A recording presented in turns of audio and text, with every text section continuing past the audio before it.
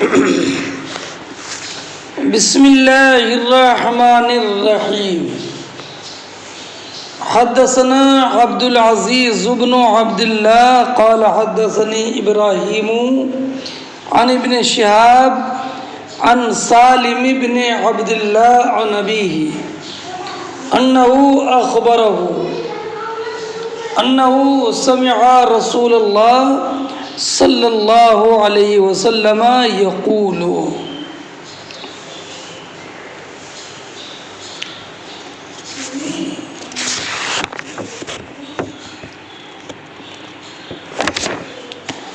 حضرت عبداللہ ابن عمر رضی اللہ تعالی عنہ بیان فرماتے ہیں کہ انہوں نے نبی کریم صلی اللہ تعالی علیہ وسلم کو یہ ارشاد فرماتے ہوئے سنا کہ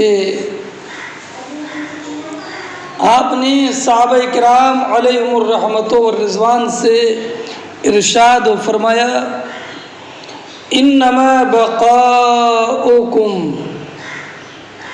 فیما سلف قبلکم من الامم کما بین صلاة العصر الى غروب الشمس، بے شک دنیا میں تمہارے رہنے کی مدت کی نسبت پہلی امتوں کے بمقابل ایسے ہے جیسے کہ نماز مغرب سے لے کر غروب شمس تک، غروب شمس تک، مطلب کہ دنیا میں رہنے کی دنیا میں تمہارے رہنے کی نسبت امم سابقہ کے بمقابل ویسے ہی ہے جیسے کہ وقت عصر کی نسبت تمام دن کی طرف ہے، تمام دن کی طرف ہے۔ اب اس جملے کی تشریح کرنے سے پہلے ایک بات میں یہ بتا دوں کہ نبی کریم علیہ الصلاۃ والسلام نے جو ارشاد فرمایا کما بین صلاۃ العصر الی غروب الشمس، الی غروب الشمس، یہ جملہ اسی جملے کے اعتبار سے اس حدیث کی مطابقت ترجمۃ الباب سے ہے کہ الی غروب الشمس اس بات کی دلیل ہے کہ وقت عصر غروب شمس تک ہے، اور جس نے عصر کی ایک رکعت پالی غروب شمس سے پہلے اس نے نماز عصر کے وقت کو پا لیا۔ اب حضور نے ارشاد فرمایا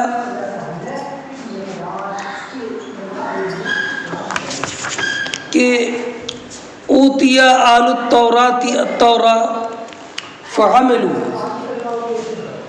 حتی اذا انتصف النہار عجزوا، کہ اہل توریت کو توریت دی گئی، اہل توریت کو توریت دی گئی، فعملوا تو انہوں نے توریت پر عمل کیا، حتی اذا انتصف النہار، یہاں تک کہ جب آدھا دن آیا تو عجزوا، وہ عاجز آ گئے، عاجز آ گئے۔ اس کے بعد فعوتوا قیراطا قیراطا، انہیں ایک ایک قرات ان کی اجرت میں دیا گیا۔ ثم اوتی آل الانجیل الانجیل، اس کے بعد اہل انجیل کو انجیل دی گئی۔ فعملوا الی صلاۃ العصر، تو انہوں نے عصر تک کام کیا، عصر تک کام کیا۔ اس کے بعد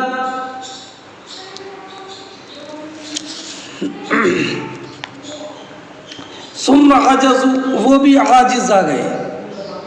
فعوتوا قراءۃ قراءۃ، انہیں بھی ایک ایک قرات مزدوری دی گئی۔ ثم اوتینا القرآن، اس کے بعد ہمیں قرآن عطا فرمایا گیا۔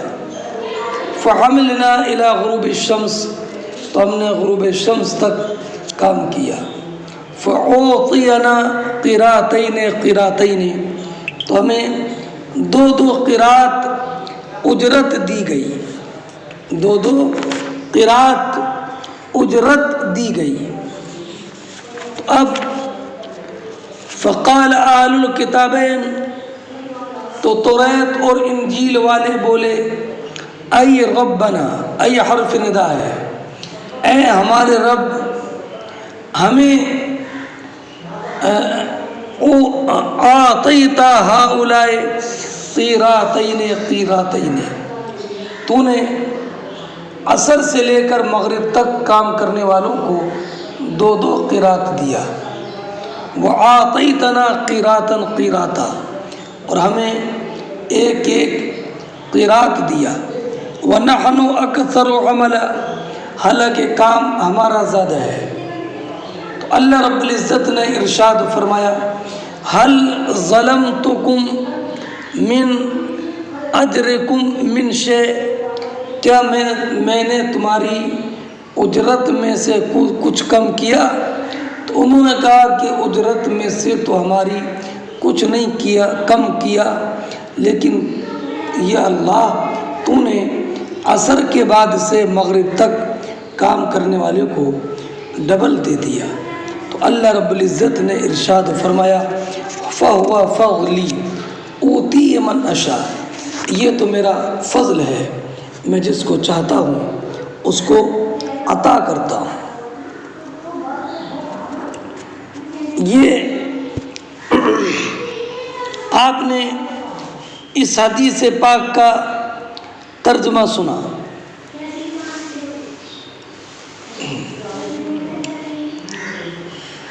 ترجمہ سنا۔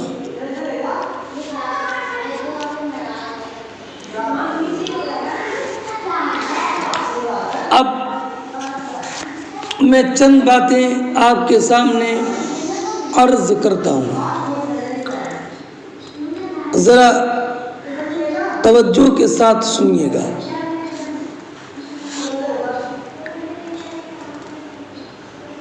اس حدیث سے اس امت کی فضیلت معلوم ہوئی کہ قلت عمل کے باوجود اللہ رب العزت نے انہیں اجر وافر سے سرفراز فرمایا، اور ان کی یہ فضیلت قوت یقین کی وجہ سے ہے۔ اس لیے کہ اگر اس امت میں اختلاف بھی ہوتا ہے تو فروع میں ہوتا ہے، برخلاف پہلی امتوں کے کہ انہوں نے تو تمنا کی تھی، اجعل لنا الہا کما لہم آلہہ۔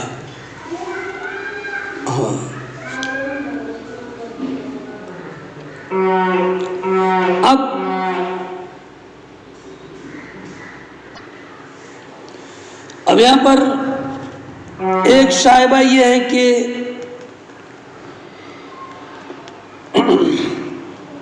یہ جو فرمایا نا عاجزو، وہ عاجز رہ گئے، کون؟ اہل توریت بھی اور اہل انجیل بھی۔ تو ان کے عاجز رہنے والوں سے مراد کون سے نصارہ ہیں؟ اگر وہ نصارہ مراد ہیں کہ جن کا انتقال اسلام دنیا میں آنے سے پہلے اپنے مذہب نصرانیت پر ہوا تو پھر عجزو کیسے صحیح ہوگا؟ اس لیے کہ انہیں جس بات کا حکم تھا انہوں نے تو اس بات پر عمل کر لیا، اور اگر یہ ان لوگوں کے بارے میں ہے جو ایمان لائے اور اس کے بعد پھر انہوں نے کفر کیا تو پھر انہیں قیراط اجر میں کیسے مل گیا؟ اس لیے کہ کفر کی بنیاد پر تو سب اعمال اکارت ہو جاتے ہیں۔ جواب یہ کہ ان سے مراد وہ لوگ ہیں جو توریت و انجیل میں تغیر اور تبدیل سے پہلے جن کا انتقال بحالت اسلام ہوا، اور عجزو سے ان کی تعبیر اس لیے فرمائی کہ چونکہ وہ پورا دن کام نہ کر سکے، اگرچہ جو ان کے لیے مقدر تھا متعین تھا اس کو پورا کیا۔ تو عجزو سے مراد یہ ہے کہ اجر ثانی پورا دن کے عمل کے اجر کے جمع کرنے سے وہ عاجز رہے، اور جنہوں نے نبی کریم علیہ الصلوۃ کا زمانہ پایا اور حضور پر ایمان لائے تو ان کا تو ڈبل اجر ہے۔ ہاں، اس کے بعد نصارہ نے کہا کہ وَنَحْنُ أَكْثَرُ وَنَحْنُ كُنَّا أَكْثَرُ عَمَلًا، یہود نے بھی کہا اور نصارہ نے بھی کہا، حالانکہ عمل ہمارا زیادہ ہے، حالانکہ عمل ہمارا زیادہ ہے۔ تو عمل زیادہ کیسے ہوا؟ تو اس کی وجہ یہ ہے کہ یہود کا جو وقت ہے، وقت عمل، وہ صبح سے ظہر تک ہے، اور یہ عصر کے وقت کے شروع ہونے سے غروب تک کے وقت سے زیادہ ہے۔ اور نصارہ نے بھی کہا کہ ہمارا کام زیادہ ہے، تو ان کا یہ قول مذہب حنفیہ پر صحیح ہوگا کہ مذہب حنفیہ پر مثل ثانی کے آخر تک وقت ظہر باقی رہتا ہے، لیکن جو مثل اول ہی پر وقت ظہر کو ختم کر کے وقت عصر کا آغاز مثل ثانی سے کر دیتے ہیں، تو ان کے نزدیک نحن اکثر عملا یہ قول صحیح نہیں ہوگا۔ یہ بھی امام اعظم کے دلائل میں سے ایک اس بات کی دلیل ہے کہ ظہر کا وقت مثل ثانی کے آخر تک رہتا ہے۔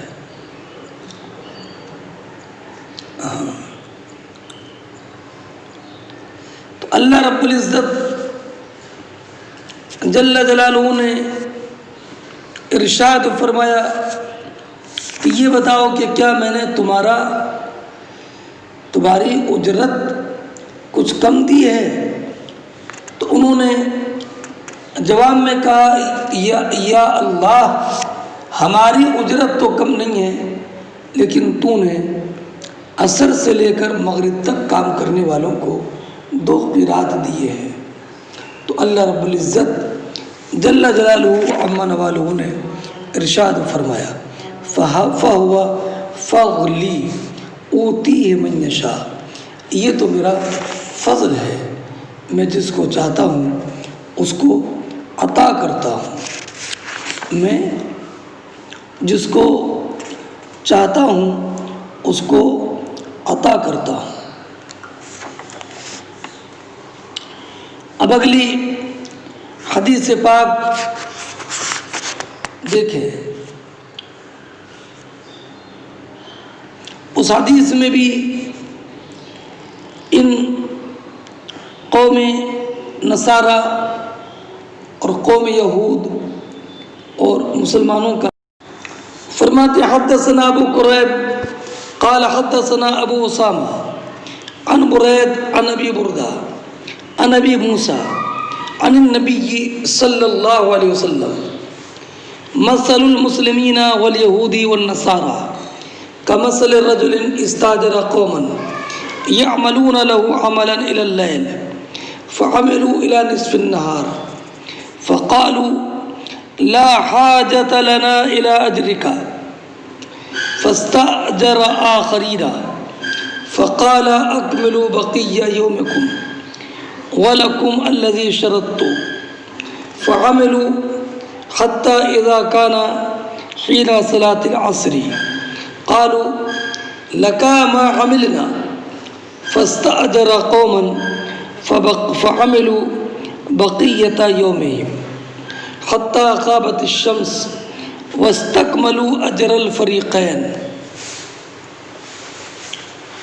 ہم سے حدیث بیان کی ابو قریب نے، انہوں نے کہا کہ ہم سے حدیث بیان کی ابو اسامہ نے، انہوں نے برید سے، وہ ابو بردہ سے، وہ ابو موسیٰ اشعری سے، وہ نبی اکرم صلی اللہ تعالی علیہ وسلم سے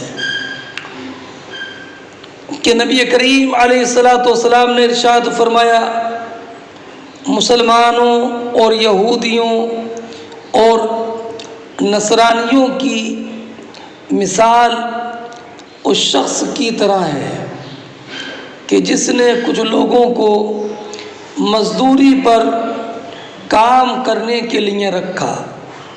تو ان لوگوں نے کس بات پر کچھ لوگوں کو مزدوری پر کام کرنے کے لیے رکھا کہ وہ اس کے لیے کام رات تک کریں. فعملوا الى نصف النہار، انہوں نے دوپہر تک کام کیا. فقالوا لا حاجت لنا الى اجرک، جب دوپہر کا وقت ہوا تو انہوں نے کہا کہ ہمیں تمہارے اجر کی مزدوری کی کوئی حاجت نہیں ہے. یعنی انہوں نے کام کرنے سے اپنی عاجزی کا اظہار کر دیا اور کہا کہ ہمیں آپ کی مزدوری کی بھی کوئی حاجت نہیں ہے، بس ہمیں کام پہ سے جانے دے. تو اس نے دوسروں کو مزدوری پر رکھا اور ان سے کہا کہ آدھا دن تو یہ کام کر گئے، آدھا دن جو باقی بچا ہے یہ تم کام کرو. وَلَكُمْ الَّذِي شَرَطْتُ، اور تمہیں وہ ساری مزدوری دے دوں گا جو مزدوری میں نے طے کی تھی ان لوگوں کے لیے جو صبح کام پر لگے تھے. فَعَمِلُوا، انہوں نے کام کیا. حَتَّى إِذَا كَانَ حِينَ صَلَاةِ الْعَصْرِ، یہاں تک کہ جب عصر کا وقت آ گیا تو ان لوگوں نے بھی کہا لَكَ مَا عَمِلْنَا، جو ہم نے کام کیا اس کی مزدوری ہم نے تمہیں کو چھوڑی، بس ہمیں جانے دے. فَاسْتَأْجَرَ قَوْمًا، تو انہوں نے اب اور لوگوں کو مزدوری پر رکھا اس کام کرانے والے نے. فَعَمِلُوا بَقِيَّةَ يَوْمِهِمْ، تو انہوں نے عصر کے وقت سے لے کر شام تک کا جو وقت تھا اس میں کام کیا. حتیٰ غابت الشمس، یہاں تک کہ سورج غروب ہو گیا. واستکملوا اجر الفریقین، اور انہوں نے دونوں کام کرنے والوں کی جو مزدوری تھی وہ بھی اس تیسرے کام کرنے والے شام تک کام کرنے والی جماعت نے لے لی. اس حدیث سے مقصود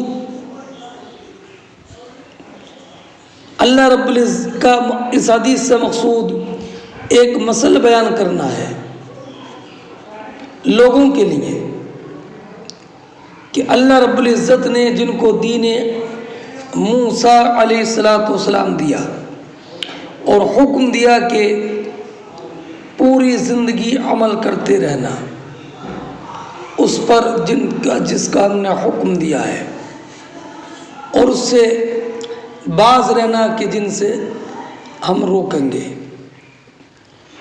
یہاں تک کہ جب اللہ رب العزت نے عیسیٰ علیہ السلام کو مبعوث فرمایا اور ان کو ان کی حضرت عیسیٰ کی اتباع کا حکم دیا تو یہ منکر ہو گئے، اور جو حضرت عیسیٰ علیہ السلام احکام لے کر آئے تھے اس سے انہوں نے اظہار بیزاری کر لیا۔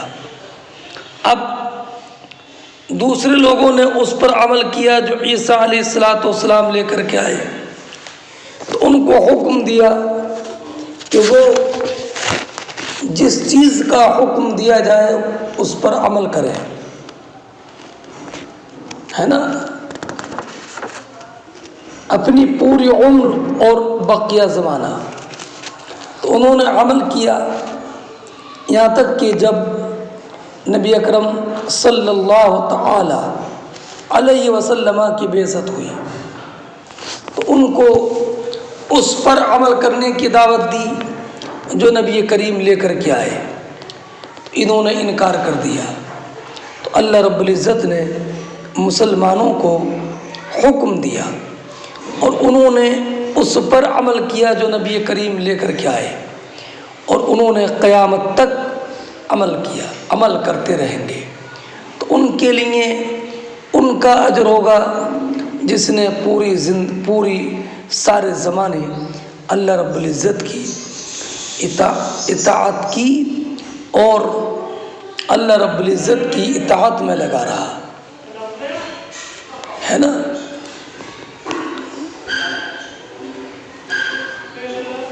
سمجھ گئے؟ ہاں۔ تو اب یہود کے اعمال کی مدت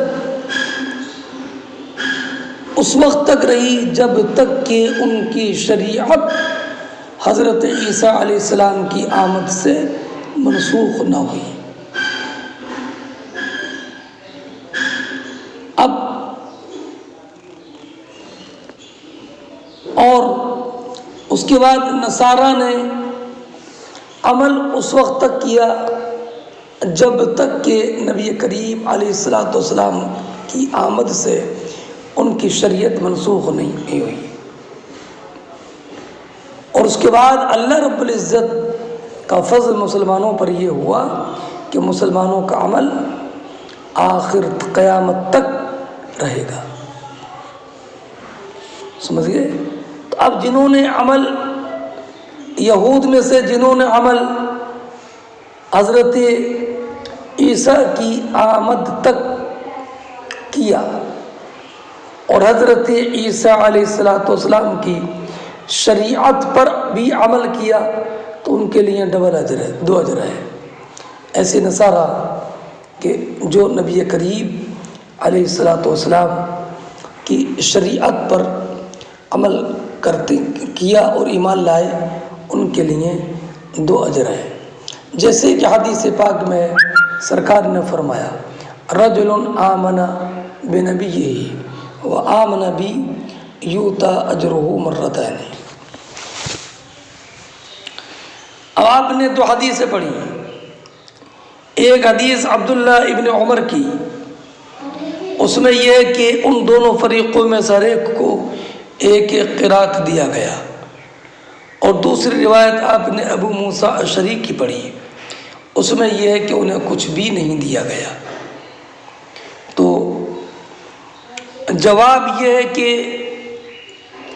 حضرت ابو موسیٰ اشعری کی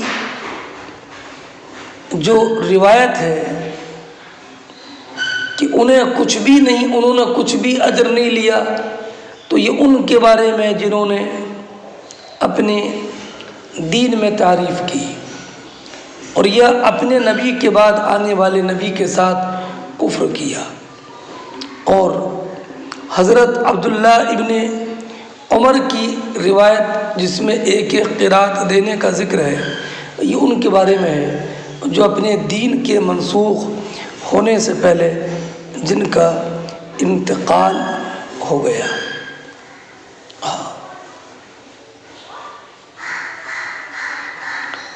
اور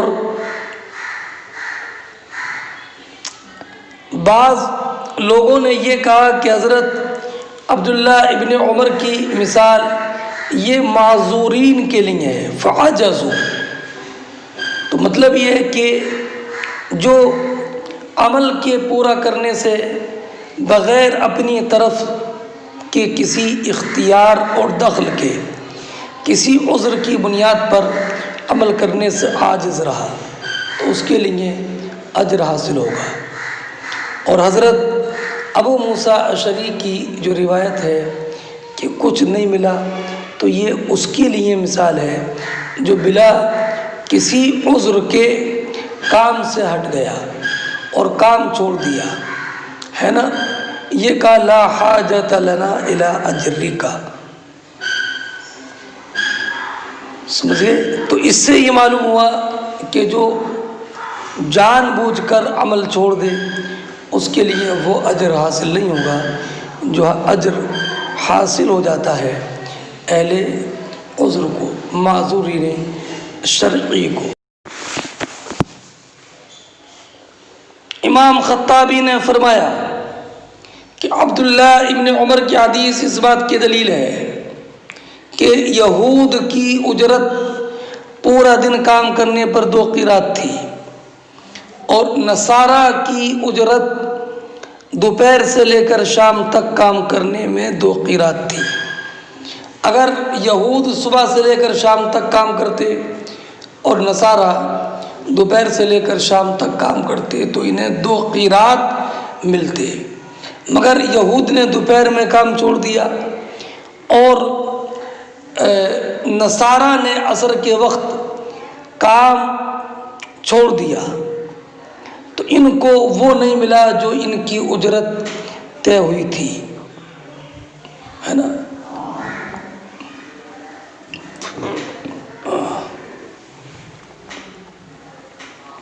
ہاں،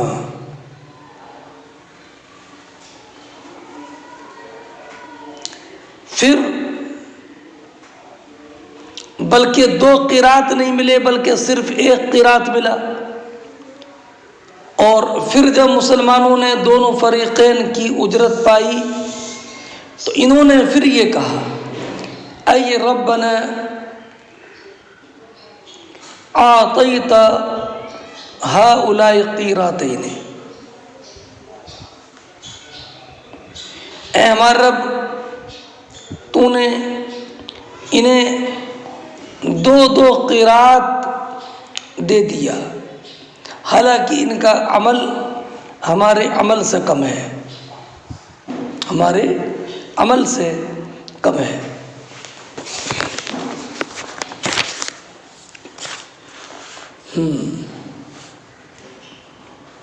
اب حدیث پاک آپ نے پڑھی، اور ایک بات یہ بھی ذہن نشین رکھیں کہ مثل المسلمین والیہود والنصارى کمثل الرجل، یہ تشبیہ المرکب بالمرکب ہے، تشبیہ المرکب بالمرکب ہے۔ اگلا باب دیکھیں، باب وقت المغرب، یہ باب ہے مغرب کی نماز کے وقت کے بیان میں۔ وقال عطاء یجمع المریض بین المغرب والعشاء، حضرت عطاء ابن ابی رباح نے کہا کہ مریض مغرب اور عشاء کو جمع کرے گا، یہ اس بنا پر ہے کہ امام عطاء ابن ابی رباح کے نزدیک مغرب و عشاء کا وقت ایک ہے۔ یہی قول امام احمد اور امام اسحاق کا ہے۔ ہمارے یہاں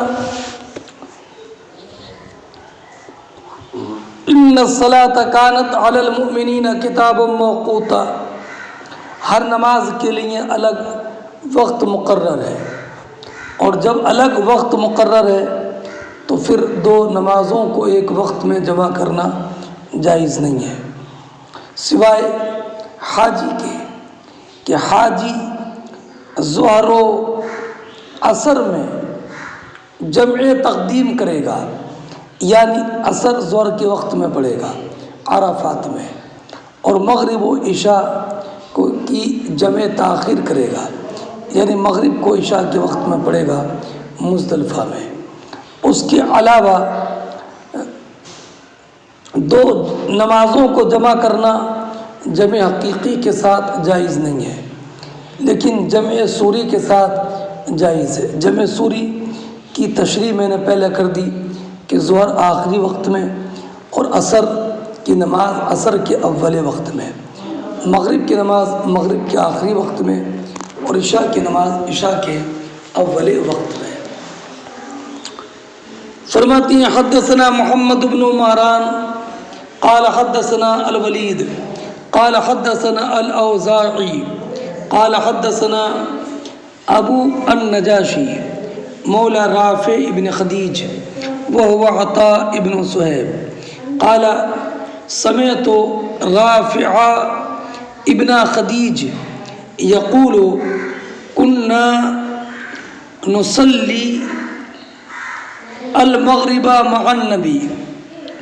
حضرت رافع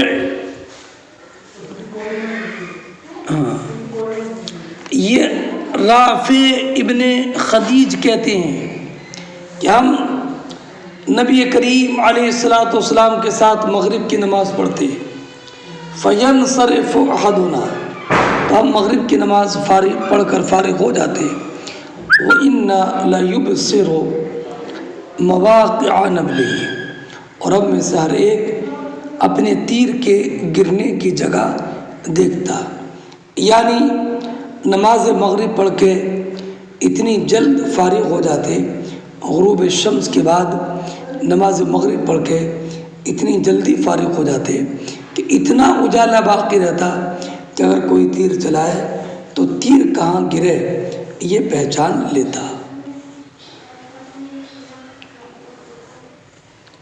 سمجھ گئے؟ ہاں، اب اس سے یہ معلوم ہوا کہ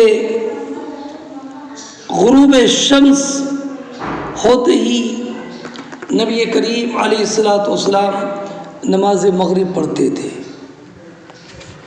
اور روشنی کی اتنی باقی رہتی کہ تیر کہاں گرا یہ نظر آتا۔ یہ حدیث اس بات کی دلیل ہے کہ نبی کریم علیہ الصلاۃ والسلام نے غروب شمس کے وقت میں مغرب کی نماز پڑھی، اور اس میں اتنی جلدی اور اول وقت میں نماز پڑھی کہ نماز سے فارغ ہوتے تو روشنی باقی رہتی۔ یہی جمہور کا مذہب ہے۔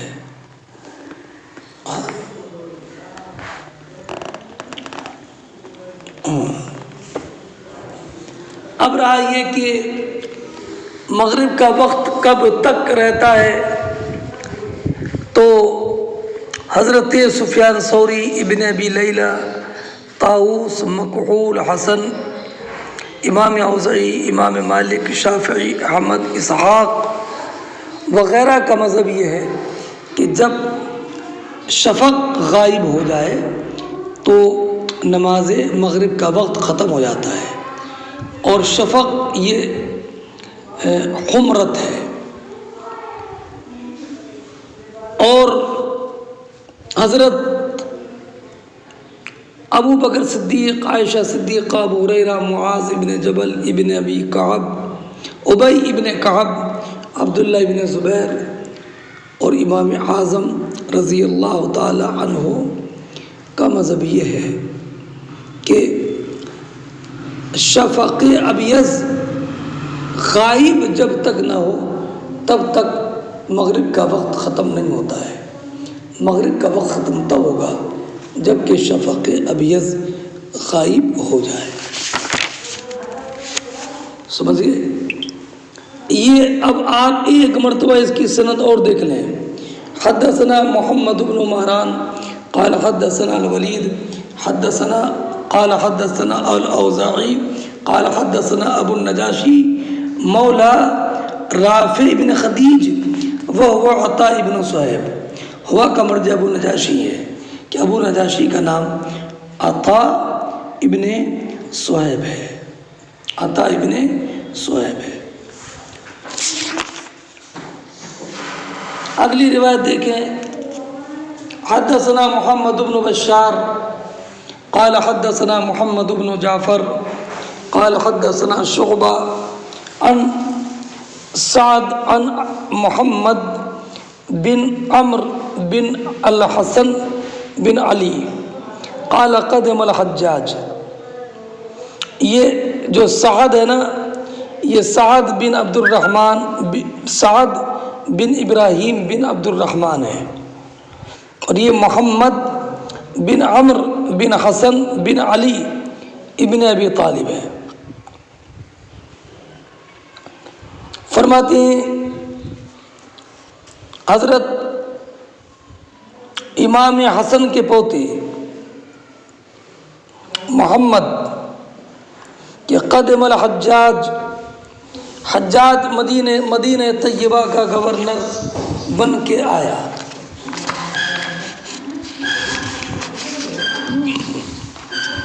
ہاں، عبد الملک ابن مروان کی طرف سے ہے نا. حضرت عبداللہ ابن زبیر کی شہادت کے بعد سن 74 ہجری میں عبد الملک بن مروان نے حجاج کو حرمین طیبین کا امیر بنا دیا تھا، اور یہ نمازوں کو مؤخر کرتا تھا. تو فرماتے ہیں محمد بن عمرو بن حسن کہ ہم نے جابر ابن عبداللہ انصاری رضی اللہ تعالی عنہ سے سوال کیا کہ نبی کریم علیہ الصلاۃ والسلام نماز کن اوقات میں پڑھتے تھے، نماز خمسہ. تو حضرت جابر ابن عبداللہ نے بتایا کہ نبی کریم علیہ الصلاۃ والسلام کانا یصلی الظہر بالحاجرہ، کہ سرکار ظہر کی نماز دوپہری میں پڑھتے تھے. میں نے بتایا تھا کہ ہجرت کے معنی ترک آتے ہیں، تو چونکہ لوگ دوپہر میں قیلولہ کی وجہ سے اپنے کام چھوڑ دیتے ہیں، اس لیے بولتے ہیں الحاجرہ دوپہر کو. اب یہ نہ ہو کہ آپ دوپہر میں پڑھتے تھے، حالانکہ ابھی پہلے گزرا کہ ابراد بھی ظہر مستحب ہے، تو یہ حدیث اس کے معارض نہیں ہے، اس لیے کہ حاجرہ کا اطلاق مطلقاً زوال کے بعد کے وقت پر ہوتا ہے نا. تو یہ زوال کے بعد کا وقت آخر تک حاجرہ کہلائے گا. ابراد میں قید ہے کہ ابراد جو ہے وہ اس وقت ہوگا جب کہ سخت گرمی ہو. والعصر، اور سرکار عصر کی نماز پڑھتے اس حال میں کہ بالکل سورج صاف ہوتا، یعنی اس میں کوئی زردی وغیرہ نہ ہوتی. والمغرب، اور سرکار مغرب پڑھتے کب؟ اذا وجبت کا معنی اذا غابت الشمس، وجوب کے معنی اصل میں سقوط ہے. تو مراد یہ کہ مغرب پڑھتے جب کہ سورج کی جو ٹکیا ہوتی ہے وہ ساقط ہو جاتی اور چھپ جاتی ہے نا. ابو داود کی روایت میں تو یہ والمغرب اذا غربت، اور ابو عوانہ کی روایت میں والمغرب حین تجب الشمس، جب کہ سورج کی کنارہ غائب ہو جاتا. والعشاء احیانا و احیانا، اور عشاء کی نماز کبھی جلدی پڑھتے وہ احیانا، اور کبھی تاخیر سے پڑھتے. اذا رآہم اجتمعوا عجلا، جب نبی کریم صحابہ کرام کو دیکھتے کہ سب آ گئے تو جلدی پڑھتے، اس لیے کہ تاخیر میں ان کو انتظار لمبا کرنا پڑے گا. وَإِذَا رَآهُمْ أَبْطَأُوا أَخَّرَ، اور جب یہ دیکھتے کہ ابھی صحابہ کرام نہیں آئے ہیں، ہے نا، اور تو نبی کریم علیہ الصلاۃ والسلام نماز کو مؤخر کر دیتے، فضیلت جماعت تاکہ سب کو حاصل ہو جائے.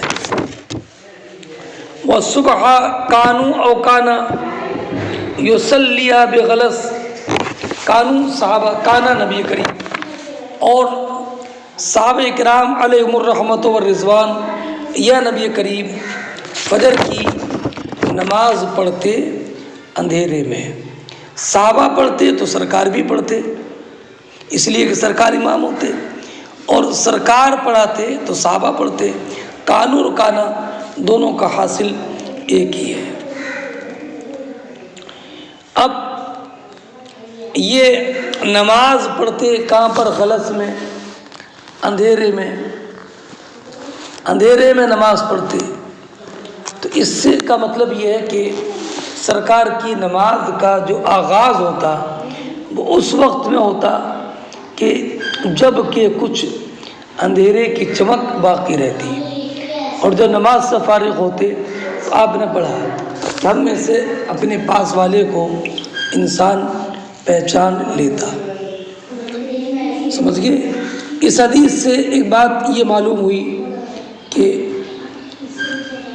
ہر نماز کو اول وقت میں پڑھا جائے، سوائے اس کے کہ عبرات بالظہر ہو اور اسفار بالصبح ہو، اور جب کہ لوگ آنے میں تاخیر کریں تو عشاء کی نماز کو مؤخر کر دے.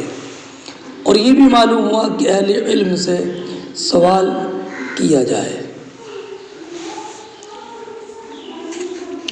حدثنا المکی ابن ابراہیم قال حدثنا یزید ابن ابی عبیدہ عن سلمہ. یہ بھی امام بخاری کی ثلاثیات سے ہے کہ صرف 3 راوی بیچ میں ہیں. حضرت مکی ابن ابراہیم بتاتے ہیں کہ ہم سے حدیث بیان کی یزید ابن ابی عبیدہ نے، وہ روایت کرتے ہیں حضرت سلمہ سے. وہ کہتے ہیں کہ ہم نبی کریم صلی اللہ تعالی علیہ وسلم کے ساتھ نماز پڑھتے. کب؟ اذا توارت بالحجاب، جب کہ سورج پردے میں ہو جاتا، سورج غروب ہو جاتا. اس سے معلوم ہوا کہ مغرب کا وقت سورج غروب ہونے کے وقت سے ہے. اور یہ سلمہ ابن اکوع مشہور صحابی ہے. توارت کا مطلب توارت الشمس بالحجاب. تو سلمہ ابن اکوع کی روایت میں کنا نصلی مع النبی صلی اللہ علیہ وسلم اذا توارت بالحجاب. توارت ای توارت الشمس بالحجاب، جبکہ سورج غروب ہو جاتا تو حضور نماز مغرب ادا فرماتے. توارت کی ضمیر کا مرد شمس ہے. اب رائے کہ ما سبق میں مذکور نہیں ہے تو اس کا جواب یہ کہ مغرب اس بات پر قرینہ ہے کہ اس میں ضمیر شمس کی طرف راجع ہے. اور ابو داود کی روایت میں سلمہ ابن اکوع کی روایت یہ ہے کان النبی صلی اللہ علیہ وسلم یصلی المغرب ساعة مغرب الشمس اذا غاب حاجبها. حاجب کا اس میں لفظ ہے، حاجب کا معنی سورج کی ٹکیا کا اوپر کا کنارہ، اور اسے حاجب اس لیے بولتے ہیں کہ چونکہ جب نکلتا ہے سورج تو انسان کی بھونک کی طرح لمبا باریک نظر آتا ہے۔ حدثنا آدم قال حدثنا شعبہ قال حدثنا عمرو بن دینار قال سمعت جابر بن زید عن ابن عباس قال صلی النبی صلی اللہ علیہ وسلم سبعا جمیعا و ثمانیا جمیعا، کہ نبی کریم علیہ السلام نے 7 رکعت ایک ساتھ پڑھی اور 8 رکعت ایک ساتھ، یعنی 7 رکعت مغرب و عشاء اور 8 رکعت ظہر و عصر ایک ساتھ پڑھنے کا مطلب میں نے آپ کو بتا دیا کہ یہ جمع سوری ہے۔ باب من کرہ ان یقال للمغرب العشاء، یہ باب اس بارے میں اس انسان کے قول کے بارے میں جو مغرب کو عشاء کہنا مکروہ قرار دے، یعنی مغرب کو عشاء کہنا مکروہ قرار دے۔ مصنف علامہ حضرت امام بخاری علیہ رحمت و رضوان نے یہ باب قائم نہیں کیا باب کراہیتی ان یقال للمغربی العشاء، کہ باب اس بارے میں کہ مغرب کو عشاء کہنا مکروہ ہے یہ نہیں کہا، اس لیے کہ حدیث کا لفظ مطلقاً نہیں کا مقتضی نہیں ہے، بلکہ جو حدیث پڑھیں گے آپ اس میں نہیں اس بات پر ہے کہ اعراب اس میں غالب نہ آ جائیں، اس سے نہیں ہے۔ تو گویا کہ اس سے یہ معلوم ہوا کہ لفظ مغرب پر مغرب کی جگہ عشاء کا لفظ بولنا اس طور پر کہ مغرب کا لفظ بولنا بالکل متروک نہ ہو، یہ جائز ہے۔ ہاں، فرماتی ہیں حدثنا ابو معمر هو عبد الله ابن عمرو قال حدثنا عبد الوارث عن الحسين قال حدثنا عبد الله ابن بريدة قال حدثني عبد الله المزني أن النبي صلى الله عليه وسلم قال لا تغلبنكم الأعراب على اسم صلاتكم المغرب۔ حضرت عبداللہ ابن بریدہ کہتے ہیں کہ مجھ سے حدیث بیان کی عبداللہ مزنی نے کہ نبی کریم صلی اللہ تعالی علیہ وسلم نے ارشاد فرمایا، اعراب تمہارے مغرب کی نماز کے نام پر غالب نہ آ جائیں، غالب نہ آ جائیں۔ اعراب مغرب کو عشاء کہتے تھے اور عشاء کو آتاما، تو سرکار نے ارشاد فرمایا کہ اعراب تمہارے نماز مغرب کے نام پر غالب نہ آ جائے کہ تم مغرب کو اعراب کے نام عشاء کے ساتھ بولنا شروع کر دو، بلکہ مغرب کو مغرب ہی کہا کرو۔ اب رہا عشاء کو آتاما کہنا، تو اس کا باب آگے آئے گا کہ عشاء پر عتمہ کا اطلاق حدیث میں ہے، مگر مغرب پر عشاء کا اطلاق مطلقاً نہیں ہے تو عشاء اولیٰ کے ساتھ ہے۔ فرماتے ہیں عبداللہ موزانی، ان کے راوی ہیں عبداللہ ابن بریدہ، یہ مرو کے قاضی تھے، ان کا انتقال 115 ہجری میں ہوا، اور عبداللہ مزنی عبداللہ ابن مغفل ہیں، یہ اصحاب شجرہ میں سے ہیں۔ فرماتے ہیں نبی کریم علیہ السلام جس درخت کے نیچے تشریف فرماتے ہیں میں اس درخت کی ٹہنی نبی کریم سے اوپر اٹھا رہا تھا تاکہ کوئی ٹہنی حضور کے لگ نہ جائے۔ ہاں ان سے 43 حدیثیں مروی ہیں. اب آپ حدیث پاک سنیے.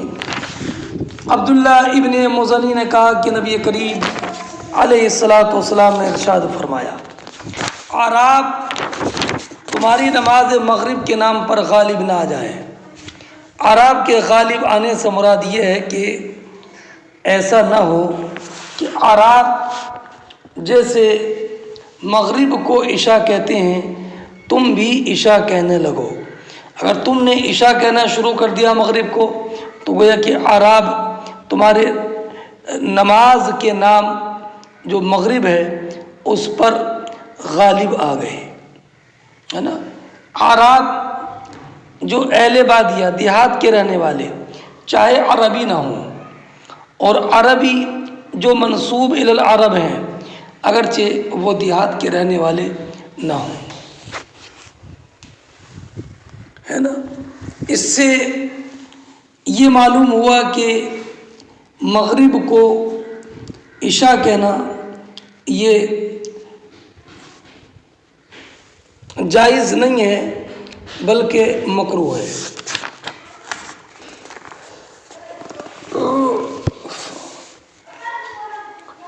ہاں ایک روایت میں یہ ہے کہ لا یغلبنکم الاعراب علی اسم صلاتکم، کہ بے شک اعراب تمہاری نماز کے نام پر غالب نہ آ جائیں. کون سی نماز؟ عشاء اور مغرب، کہ وہ مغرب کو عشاء کہتے اور عشاء کو عتمہ کہتے ہیں. اب آگے آپ دیکھیں، باب ذکر العشاء والعتمہ ومن رآہ واسعا. یہ بیان عشاء اور عتمہ کے ذکر کے بیان میں، ومن رآہ واسعا، اور جس نے اس میں عتمہ کے اطلاق کو عشاء پر جائز قرار دیا. یعنی مغرب پر تو عشاء کا اطلاق جائز نہیں ہے، مگر عشاء پر عتمہ کا اطلاق جائز ہے، اس لیے کہ حدیث پاک میں وارد ہے. عشاء پر اسم عتمہ کا اطلاق سرکار سے ثابت ہے، مگر مغرب پر اسم عشاء کا اطلاق یہ ثابت نہیں ہے. اس لیے امام بخاری نے دونوں باب الگ الگ قائم کیے. من کرہ ان یقال للمغرب العشاء، باب ذکر العشاء والعتمہ ومن رآہ واسعا. فرماتی ہیں وقال ابو ہریرہ رضی اللہ تعالیٰ عنہ نے فرمایا کہ نبی کریم علیہ الصلاۃ والسلام سے روایت ہے، اثقل الصلاۃ علی المنافقین العشاء والفجر. منافقین پر نمازوں میں سب سے بھاری نماز عشاء اور فجر کی ہے. وقال، اور سرکار نے فرمایا، لو یعلمون ما فی العتمۃ والفجر، کاش یہ لوگ جان لیتے کہ عتمہ اور فجر میں کتنا ثواب ہے. تو یہاں پر عشاء کا ذکر لفظ عتمہ سے ہے، اور سرکار نے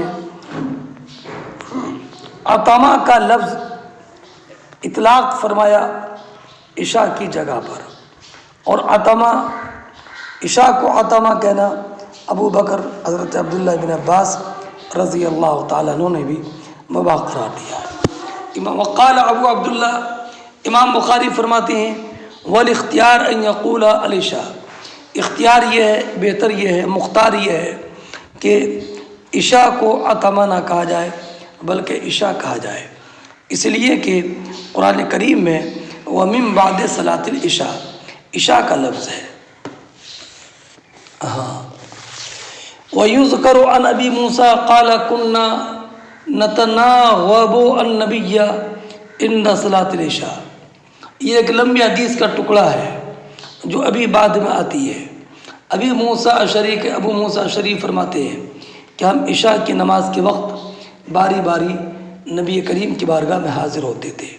فَآتَمَ بِهَا، سرکار نے ایک دن عشاء کی نماز کی ادائیگی میں تاخیر فرما دی. تو اس سے یہ معلوم ہوا کہ لفظ عشاء بولا گیا. اگلی روایت 3 صحابہ سے ہے، 2 صحابہ سے، ایک حضرت عبداللہ ابن عباس اور ایک ام المومنین جو صحابیہ ام عائشہ صدیقہ رضی اللہ تعالی عنہ ہے. عبداللہ ابن عباس اور حضرت عائشہ نے فرمایا آتم النبی صلی اللہ علیہ وسلم بالعتمہ بالعشاء. یہ بالعشاء بالعتمہ سے بدل الاشتمال ہے. حضرت عبداللہ ابن عباس اور عائشہ صدیقہ رضی اللہ تعالی عنہما نے فرمایا سرکار نے عتمہ میں عشاء میں تاخیر فرمائی. یعنی وقال بعضهم عن عائشہ آتم النبی صلی اللہ علیہ وسلم بالعتمہ. بعض علماء نے فرمایا کہ عائشہ صدیقہ رضی اللہ تعالیٰ عنہ سے روایت کر کے کہ سرکار نے عشاء کی نماز میں تاخیر فرمائی ہے نا. آتم النبی بالعتمہ، تو یہاں پر عتمہ کا اطلاق عشاء کی نماز پر ہے. وقال جابر، حضرت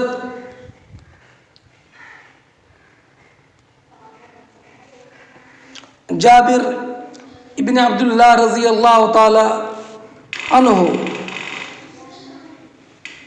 نے کہا کان النبی صلی اللہ علیہ وسلم یصلی العشاء، سرکار عشاء کی نماز پڑھتے تھے. تو یہاں پر 3 تعلیقیں ذکر کی ہیں 3 صحابہ سے، ایک ابو موسیٰ اشعری، عبداللہ ابن عباس رضی اللہ تعالی عنہما، اور ایک عائشہ صدیقہ ام المومنین. اس میں جو ہے وہ عتمہ اور آتمہ کا ذکر ہے. اب 5 صحابہ سے روایت کرتے ہیں تعلیقاً جس میں کہ عشاء کا ذکر ہے. پہلے تو آتمہ یا عتمہ کا ذکر تھا، یہ 3 صحابہ کی روایت ذکر کی. اب 5 صحابہ کی روایت ذکر فرماتے ہیں جن میں کہ عشاء کا ذکر ہے. پہلے صحابی جابر ابن عبداللہ کان النبی یصلی العشاء احیانا و احیانا. دوسرے صحابی وقال ابو برزہ کان النبی یؤخر العشاء، عشاء کی نماز کو مؤخر کرتے تھے. 2 اور تیسرے صحابی وقال انس اخر النبی صلی اللہ علیہ وسلم اخر العشاء آخرہ، کہ سرکار نے عشاء کی نماز کو مؤخر کر دیا ہے نا. اسے عشاء آخرہ کہا اس لیے کہ مغرب کو عشاء بولتے تھے اعراب، تو اس کی تمیز کے لیے عشاء کے لیے کبھی عشاء آخرہ بولتے تھے. اور حضرت عبداللہ ابن عمر، حضرت ایوب انصاری اور حضرت عبداللہ ابن عباس رضی اللہ تعالی عنہم، انہوں نے فرمایا صلی النبی صلی اللہ علیہ وسلم المغرب والعشاء، کہ نبی کریم صلی اللہ تعالی علیہ وسلم نے مغرب اور عشاء کی نماز پڑھائی. یہ تعلیق 3 صحابہ سے ہے، عبداللہ ابن عمر، حضرت ابو ایوب انصاری جن کا نام خالد ابن زید خزرجی، عبداللہ ابن عباس. عبداللہ ابن عمر کی روایت بخاری شریف میں کتاب الحج میں ہے، اور حضرت ابو ایوب انصاری کی روایت بھی حج اس لفظ کے ساتھ ہے جمع النبی صلی اللہ علیہ وسلم فی حجۃ الوداع بین المغرب والعشاء. اور عبداللہ ابن عباس کی روایت اس کا ذکر حدثنا حبدان قال اخبرنا عبداللہ قال اخبرنا یونس عن الزہری قال سالم اخبرنی عبداللہ قال صلی لنا رسول اللہ صلی اللہ علیہ وسلم لیلۃ صلاۃ العشاء۔ حضرت عبداللہ ابن عمر بیان فرماتے ہیں کہ نبی کریم علیہ الصلاۃ والسلام نے ہمیں عشاء کی نماز پڑھائی۔ یہ وہی نماز ہے جس کو لوگ عتمہ کہتے ہیں۔ ثم انصرف، سرکار نماز کے بعد واپس ہوئے، نماز مکمل کرنے کے بعد ہماری طرف توجہ کی۔ فاقبل علینا، فقال، سرکار نے فرمایا، ارأیتکم لیلتکم ہذہ، بتاؤ تو صحیح تمہاری یہ رات، اس کے آج سے 100 سال مکمل ہونے پر، لا یبقى ممن ہوا علی ظاہر الارض احد، جتنے بھی لوگ روئے زمین پر ہیں ان میں سے کوئی بھی باقی نہ رہے گا، ان میں سے کوئی بھی باقی نہ رہے گا۔ اب بتانا کیا ہے، ہی التی یدعون الناس العتمہ، یہ وہ نماز جس کو لوگ عتمہ کہتے ہیں۔ تو عشاء کی نماز کو عتمہ کہنا گویا کہ یہ اس بات کی دلیل ہے کہ صحابہ کرام اس کو عتمہ کہتے تھے، اور عتمہ زیادہ بولتے تھے جب تک کہ ان کو نہیں عتمہ کہنے کی ممانعت نہیں اور نہیں پہنچی تھی، ہے نا۔ اور جو جانتا تھا کہ عتمہ کہنا ممنوع ہے تو وہ عتمہ نہیں بولتے تھے بلکہ عشاء بولتے تھے۔ فرماتے ہیں ثم انصرف، پھر سرکار نماز سے فارغ ہوئے، اور یہ بات حدیث گزر گئی ہے باب الثمر بالعلم میں، اور سرکار نے فرمایا آج کی رات سے اس رات میں جتنے لوگ روئے زمین پر موجود ہیں ان میں سے کوئی بھی آج کے 1600 سال پورا ہونے پر کوئی دنیا میں باقی نہ رہے گا۔ سرکار کا مقصد یہ تھا کہ یہ جو اس وقت میں لوگوں کی جماعت ہے یہ سب ختم ہو جائے گی، اور یہ بتایا کہ اے لوگو تمہاری عمر کم ہے، تمہاری عمریں ما سبق کی امتوں کی طرح لمبی نہیں ہیں، تاکہ لوگ عبادت میں کوشش کریں اور عبادت میں لگیں۔ یہ مطلب نہیں ہے کسی کی عمر 100 سال کی نہیں ہوگی، بلکہ مطلب یہ کہ اس وقت میں جو روئے زمین پر ہیں ان میں سے کوئی 100 سال کے بعد باقی نہ رہے گا، چاہے 100 سال پورا ہونے پر اس کی عمر 100 سال کی رہے یا 100 سال سے زیادہ کی ہو جائے، یہ مطلب ہے۔ یہ مطلب نہیں ہے کہ 100 سال کی عمر کسی کی نہیں ہوگی۔ اچھا، اس سے یہ حدیث پاک پہلے گزر گئی ہے۔ اب یہ جو فرمایا کہ ممن ہوا علی ظاہر الارض احد، جو بھی روئے زمین پر موجود ہیں ان میں سے کوئی بھی 100 سال مکمل ہونے کے بعد باقی نہ رہے گا۔ حالانکہ حضرت خضر علیہ الصلاۃ والسلام زندہ ہیں، حضرت عیسیٰ علیہ الصلاۃ والسلام بھی زندہ ہیں، تو